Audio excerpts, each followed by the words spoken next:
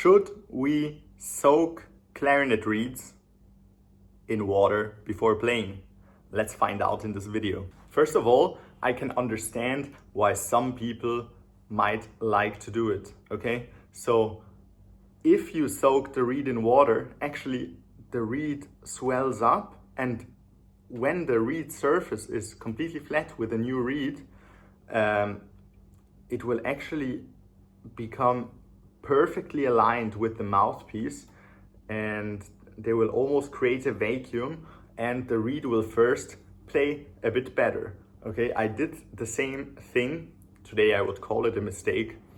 When I was in music university, back in the time when I still studied in Zurich, I used to open 10 reeds at once and soak them all in water until they were completely soaked. And then I tried all 10 of the reeds, okay? And I chose 3, 4 good ones. But then what? Then came the next day. And the next day, none of the reeds played as good as in the first day, but all played bad. All bad, okay? So 4 good reeds that I chose played all bad. And I threw all away. 10 reeds for nothing. Now, why does this happen? Okay, so when we get a fresh reed, we pull it out of the new packaging. The reed bottom is completely flat, okay?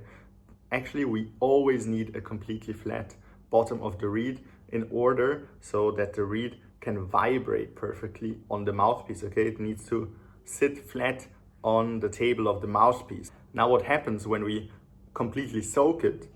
It means the reed is completely wet. So if the reed afterwards dries completely, okay, from 100% moisture to 0% moisture in some countries, or when it's a nice day outside, the reed warps, okay? So if you soak it and then you just let it dry, you end up with a warped reed the next day, okay? And in the long run, much worse reed. It almost becomes a game of luck to get a good reed out of a box of 10, okay? So what I would suggest is to not put the reeds in water before playing, okay? Please don't do it. It's much better to just, on the first day, when you first open the reed, that's enough.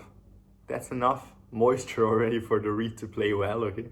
Then put it on the mouthpiece, tighten it really well, play a bit on it, and then store it back, okay? Don't play for hours at a time, but just put it, play it for 10 minutes, whatever, and store it for tomorrow. And you will find tomorrow it will play almost exactly the same, and you will be able to create a really good reed out of it in a couple of days. But those guys of you that still love to put the reed in water and face a warped reed sometimes, okay, there's also a fix for you. There's a tool called the Reed Geek. I made a video on this tool, so I will put the link down in the description. And there's a tool called the Reed Resurfacer from Van Doren. Okay, and both tools have the goal to make the bottom of the reed flat again. Okay, so if you warp your reed, then please also the next couple of days make it flat by working on it, by working on the bottom of the reed. So to sum it up, for clarinetists, it's not the perfect choice to put it in water because the bottom of the reed will warp and it will not play as well.